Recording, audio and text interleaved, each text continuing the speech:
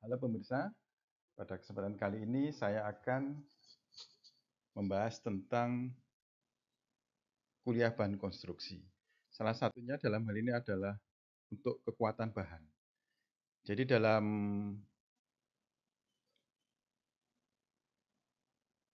di sini kita akan membahas tentang beberapa hal yang terkait dengan kekuatan bahan untuk konstruksi pabrik kimia atau bisa juga secara umum.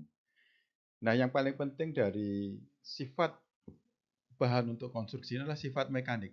Ini berhubungan dengan karakteristik yang harus dipertimbangkan ketika memilih bahan konstruksi.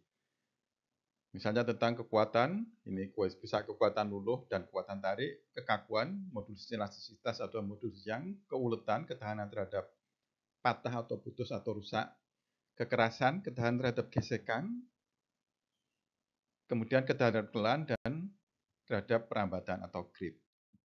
Nah, mungkin hukum dasar yang dipakai, mungkin ada beberapa hal, yaitu pertama Robert Hooke, ini adalah yang pertama kali menulis tentang mikroskopi dan penelitian tentang pegas dan jam. Kemudian Thomas Young ini memberi kontribusi penting pada mekanika padatan, mekanika fluida dan optik.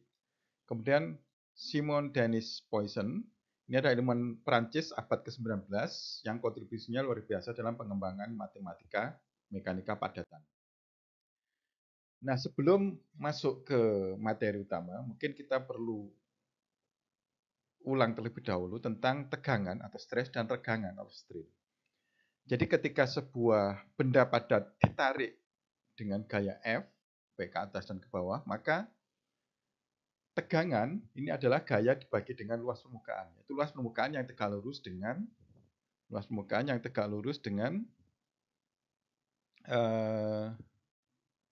permukaan. Satuannya adalah Newton per meter persegi. Sedangkan regangan adalah pemanjangannya. Jadi kalau mula-mula panjang ini adalah L0, maka regangannya adalah perubahan delta L ini. Jadi L dikurangi dengan L0. Ini disebut sebagai regangan atau pemanjangan relatif. Satuannya bisa tidak bersatuan atau kadang-kadang dinyatakan juga sebagai persen. Sedangkan kalau tegangan geser, ini adalah yang ketika gaya yang diberikan itu sejajar dengan permukaan yang dikenai gaya. Jadi tegangan geser tau YZ artinya itu adalah tau ke arah gayanya ke arah Y, ininya ke arah Z. Ya. Ini sama dengan tau ZY. Ini juga persamaannya sama, yaitu gaya dibagi dengan luas permukaan. Sedangkan resultante dari deformasi ini didefinisikan sebagai regangan geser atau gamma sama dengan delta L per L atau sama dengan alfa. Alfa sudut di mana padatan terdeformasi. Mungkin untuk lebih jelasnya, barangkali ini kalau kita misalnya ini sebuah benda berbentuk silinder, ini ditarik, ini tekan, kemudian ini geser. Jadi definisi tegang tarik tadi, ini adalah kalau luas penampangnya A, panjang mula-mula L, pemanjangannya delta L, maka tegangan F per A, regangan sama dengan delta L per L. Nah tadi, jadi kalau tegangan teknik tadi didefinisikan sigma sama dengan F per A, satuannya adalah megapascal untuk dalam satuan SI, di mana 1 megapascal sama dengan 10 pangkat 6 Newton per meter persegi. Atau dalam satuan US atau British, pound force per square inch atau PSI. Sedangkan regangan teknik didefinisikan oleh epsilon sama dengan Li per L0 dibagi dengan L0. Atau delta L per L0. Ini tidak bersatuan. Satuannya bisa meter per meter atau inci per inci. Jadi tidak tergantung pada sistem satuan. Kadang-kadang dinyatakan dalam persen. Nah, salah satu alat untuk mengukur kekuatan bahan adalah dengan uji tarik. Jadi spesimennya adalah kira-kira standarnya seperti ini. Alatnya seperti ini. Jadi ini ketika ini moving crosshead-nya diputar, kemudian ini bisa bergerak, menarik. Sehingga kemudian bebannya, gayanya diukur, dan pemanjangannya diukur dengan tensiometer. Jadi dari situ kita bisa mendapatkan strain, regangan, dan tegangan. Cara yang kedua dengan uji tekan. Ini caranya sama dengan uji tarik. Yang berbeda adalah gayanya adalah tekan dan spesimennya mengerut ke arah tegangan. Jadi kalau gaya tekan negatif, berarti tegangan negatif, regangannya juga negatif. Tapi informasi yang diperoleh dari uji tekan ini sangat sedikit. Maka yang lebih banyak digunakan untuk kekuatan bahan adalah uji tarik. Nah, dari pengukuran tadi kita bisa mendapatkan ini tadi regangan, epsilon, kemudian ini tegangan, sigma. Nah, ini bermacam-macam, misalnya ini beberapa contoh. Ini baja berkekuatan tinggi, ini baja high yield, kemudian yang ini paduan aluminium, mungkin ini mild steel, ini besi tulang, ini kayu. Jadi sebenarnya kalau kita lihat di sini ada daerah yang linier. Jadi daerah ini adalah masuk dalam kategori deformasi elastis. Sedangkan ada daerah non-linier, ini adalah deformasi plastiknya. Nah, jadi kalau kita lihat teliti secara umum, jadi ini tadi ada bagian linier, ini adalah berarti tegangan berbanding lurus dengan epsilon. Nah, konstanta proporsionalitasnya adalah dinyatakan sebagai E. E disebut sebagai modulus elastisitas atau modulus Young. Ini adalah bentuk dari hukum Hooke. Jadi persamaan ini berlaku untuk kurva di bawah titik P ini. Jadi di sini. Jadi ini belum kelihatan perubahannya. Nah, ketika regangannya ini misalnya tegangannya dilepas, maka ini akan regangannya balik ke titik nol.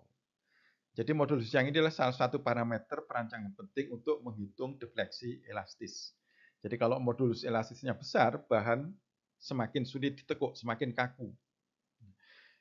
Kemudian di daerah ini kemudian mulai terjadi perubahan dari linier menjadi tidak linier. Jadi daerah ini adalah daerah plastis. Nah, ketika mencoba daerah ini ada titik yang disebut sebagai kekuatan luluh atau yield stress, yaitu diambil ketika ini dari 0, diambil offset 0,002 regangannya, kemudian ditarik garis linier yang sejajar dengan garis ini. Maka titik pemotongannya ini yang disebut sebagai kekuatan luluh atau yield stress. Nah, di sini ada titik maksimum yang disebut sebagai kekuatan tarik atau tensile strength. Titik maksimumnya kemudian mulai turun lagi. Nah, di sini mulai terjadi pembentukan leher. Dan sampai di sini adalah titik putus, yang mulai putus spesimen yang diuji. Nah, mungkin contoh perhitungannya saya kira tidak begitu sulit. Saya lanjutkan aja. Nah, sifat elastis bahan tadi, ini mengikuti hukum Hooke tadi. Nah, ketika ini ditarik ke arah Z, ini juga yang ke arah X dan Y akan mengecil, ya, menyusut. Nah, maka kedua arah menyusut tadi bisa dinyatakan sebagai epsilon X atau ini Y, maaf ini Y, epsilon Y sama dengan minus nu epsilon Z. Atau rasio dari epsilon X terhadap Z atau epsilon Y terhadap epsilon Z ini disebut sebagai rasio Poisson atau nisbah Poisson. Tandanya adalah negatif karena ini mengecil ukurannya. Sedangkan tegangan geser elastis tau ini juga berbanding lurus dengan tegangan geser gamma. Jadi tau sama dengan gamma kali G. G disebut sebagai modulus geser atau shear modulus. Yang persamaannya adalah G sama dengan E yang hubungan dengan modulus Young tadi. G sama dengan E per 2 kali 1 plus nu. Jadi nu ini adalah yang nisbah Poisson. Ini beberapa sifat elastis beberapa logam, keramik, dan plastik atau polimer. Jadi modulus elastisitanya kalau logam ini relatif kecil, tapi keramik besar sekali dan untuk polimer plastik ini sangat kecil. Ya ini berarti keramik ini sangat kaku, logam ini agak sedikit lebih lebih mudah ditekuk gitu ya, bisa beberapa ulet ya, bisa dikatakan ulet, sedangkan plastis ini adalah sangat lentur, sangat elastis. Nah, sifat mekanik yang berikutnya adalah kekerasan. Jadi kekerasan ini adalah ketahanan terhadap goresan atau benturan.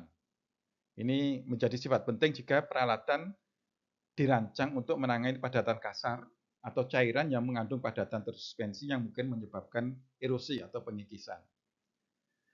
Nah, di awal-awal uji kekerasan ini biasanya didasarkan pada mineral alam dengan skala yang disusun hanya berdasarkan kemampuan salah satu bahan menggores bahan yang lain yang lebih lunak. Dan indeks kekerasan dinyatakan dalam skala Mohs. Nilainya dari 1 sampai 10. 1 ini untuk taleg dan 10 untuk intan. Uji kekerasan yang umum sekarang diukur dengan penetrasi bola, kerucut atau piramida keras yang ditekan ke permukaan dengan gaya yang diketahui. Metodenya sederhana, cepat dan tidak merusak. Ini beberapa contoh metodenya. Ini jadi yang ini indenter, ini beban dengan metode Brinell, misalnya ini menggunakan baja 1 cm atau tungsten carbide dengan beban 500 sampai 3000 kg. Jadi ini pandangan samping, ini adalah dari atas kalau setelah dijatuhi bola spesimennya. Kalau Vickers menggunakan piramida intan seperti ini. Bebannya 1 sampai 120 kg. Ini pandangan samping, pandangan atas. Metode Knoop ini juga menggunakan piramida diamond. Piramida intan bebannya dari 26 gram sampai 5 kg. Bentuknya seperti ini. Sedangkan Rockwell ini ada jenisnya ACD, ini juga kerucut intan, bebannya 60, 150, dan 100 kg. Ini Rockwell, ada yang Rockwell BFG, ada yang dangkal Rockwell E, diameternya lebih. Nah, jadi kalau uji kekerasan Rockwell ini mengikuti ASTM Standard Test E18. Jadi ditentukan dengan selisih kedalaman penetrasi akibat dari pemberian beban minor yang kemudian diikuti dengan beban utama. Pendekiknya atau identernya berupa bola baja berkeras tadi diameternya ini. Kemudian bisa intan berbentuk kerucut atau brale yang digunakan untuk bahan paling keras. Ada dua jenis tadi, Rockwell dan Rockwell dangkal. Kalau Rockwell beban minornya 10 kg, kemudian beban utama 60, 100, dan 150 kg. Kemudian masing-masing skala diwakili oleh satu huruf alfabet. Kalau Rockwell dangkal, beban minornya 3 kg, beban utamanya 15, 30, dan 45 kg. Nah, kemudian skala ini diidentifikasi dengan 15, 30, atau 45 menurut bebannya. Kemudian diikuti oleh huruf N, T, W, X, atau Y. Ini tergantung pada pendekiknya. Kalau yang dangkal ini biasanya dilakukan pada spesimen yang tipis. Jadi ini diikuti, misalnya ini contoh 80 HRB, berarti kekerasan Rockwell 80 pada skala B. Kalau 60 HR 30W, kekerasan dangkal W pada skala 30W. Ini beberapa jenis dari pendekiknya. Kalau intan beban utamanya sekian, ini A, B, C, D tadi yang skala simbol tadi, ini simbol skalanya 15 Newton, 30 Newton, 4, dan seterusnya. Nah, yang berikutnya adalah uji kekerasan Brinell. Kalau ini pendekiknya atau identernya berupa bola keras yang didorong masuk ke permukaan logam yang diuji. Diameter pendekik adalah baja yang diperkeras atau bisa tungsten carbide WC sekitar 10,00 mm. Kemudian beban standar ini berkisar antara 500 dan 3000 kg dengan pertambahan 500 kg. Angka kekerasan Brinell adalah fungsi dari besar beban dan diameter dekik yang dihasilkan yang dapat dihitung dengan persamaan ini. HB sama dengan 2P per Pi D kali D minus akar D kuadrat minus D kuadrat. P adalah gaya, D diameter bola, ini diameter dekikannya habis setelah dibentur dengan bola yang berdiameter D besar. Kalau uji kekerasan Vickers, ini tadi pendekik intan berbentuk piramida yang sangat kecil didorong masuk ke permukaan spesimen. Beban yang diberikan antara 1 dan 1000 gram. Jejak yang dihasilkan diamati di bawah mikroskop dan diukur. Hasil pengukurannya dihitung dengan persamaan HV sama dengan 1,854 P per D1 kuadrat. P adalah beban yang diberikan, D1 kuadrat ukuran dari pendekik. Jadi biasanya uji kekerasan Vickers dilaporkan dalam kilogram per milimeter persegi, tapi seringkali disebutkan tanpa satuan. Atau kadang-kadang juga dilaporkan dalam satuan SI, dalam megapascal atau gigapascal. Biasa menetapkan beban P ketika melaporkan kekerasan Vickers, misalnya HV 1 kg 500. Jadi ini adalah 500 kg per milimeter persegi diukur pada beban 1 kg.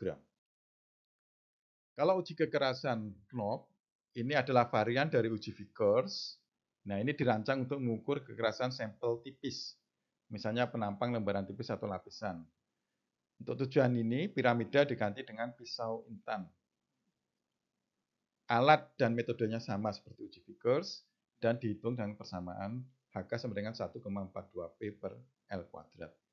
Aplikasi nyatanya adalah ketahanan bahan terhadap goresan, gesekan, dan pengerjaan mesin, machining. Ini juga merupakan ukuran ketahanan bahan terhadap deformasi plastis. Aturan umum, ya, rule of thumb-nya, biasanya nilai kekerasan Vickers sama dengan 3 kali kekuatan tarik. Ini mungkin beberapa perbandingan skala kekerasan. Meskipun mungkin konversi kekerasan dari satu skala ke skala yang lain tidak mudah. Karena kekerasan bukan sifat bahan yang terdefinisi dengan baik. Kemudian ada ketidaksamaan antar teknik yang berbeda. Nah, data konversi kekerasan ini telah ditentukan secara percobaan dan tergantung pada jenis dan karakteristik bahan. Yang data yang paling dapat dipercaya adalah untuk baja. Ini yang beberapa contohnya. Ini kekerasan Brinell, ini Rockwell B, Rockwell C. Ini untuk kekerasan Mohs. Jadi ini baja. Jadi ini bisa seperti ini, bentuk dari konversi skala. Nah, umumnya tadi karena susah, ini juga kadang-kadang untuk baja, tensile strength dalam megapascal, kekuatan tarik ini sama dengan kira-kira 3,45 kali Hb. Nah, kalau kerusakan, mode kerusakan logam ini ada dua, ada ulet, ada getas. Kalau ulet ini diikuti dengan regangan dan deformasi plastis yang besar dalam daerah ujung retakan, ini ada deformasi, menyebar dengan cepat dan meninggalkan permukaan yang sering dapat pas bersama-sama. Ini dua-duanya bisa pas kalau digandengkan. Kemudian ada kalau getas yang seperti ini yang ulet. Bisa juga gabungan ulet getas. Kalau yang kerusakan ulet logam dibentuk layer selama deformasi plastik, kemudian layer putus, permukaan yang putus menunjukkan morfologi cangkir kerucut seperti ini. Ini seperti cangkir, sedangkan ini seperti kerucut. Kalau kerusakan getas logam dan keramik sering terjadi kerusakan transgranuler, khususnya pada suhu rendah. Retakan menyebar melintasi interior grain, dan kemudian jika melewati batas grain disebut kerusakan intergranuler. Ini mungkin keuletan, ini terkait dengan kekuatan tarik, merupakan ukuran kekuatan bahan terhadap perambatan retakan. Jadi kalau ada retakan, kemudian ini merambat. Nah, mungkin kekuatan bisa kadang-kadang bisa berbanding lurus faktor integritasnya dengan L pangkat setengah. Ini adalah tegangan retakan terukur, sedangkan KLC adalah besaran yang dapat didefinisikan sebagai ukuran kekuatan keuletan. Nilai K-nya antara 10 sampai 100 megapascal meter per pangkat setengah, dan polimer dan keramik antara ini. Kalau kelelahan, jadi kalau sebuah bahan diberi tegangan secara periodik, misalnya untuk shaft atau poros, itu terus-menerus, maka lama-lama bisa menjadi lelah. Nah, ini cara pengukurnya adalah dengan ini, lama-lama terakumulasi dan bisa rusak. Nah, ini salah satunya menggunakan kurva Wohler SN untuk mild steel dan paduan tembaga. Ini salah satu contoh. Ini jumlah siklusnya sampai rusak. Ini batas ketahanan kelelahan.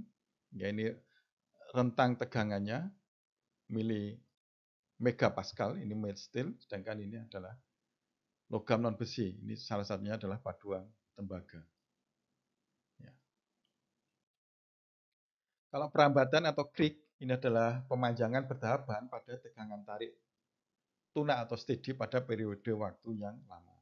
Ini biasanya penting hanya pada suhu tinggi, misalnya pada suhu turbin uap dan gas.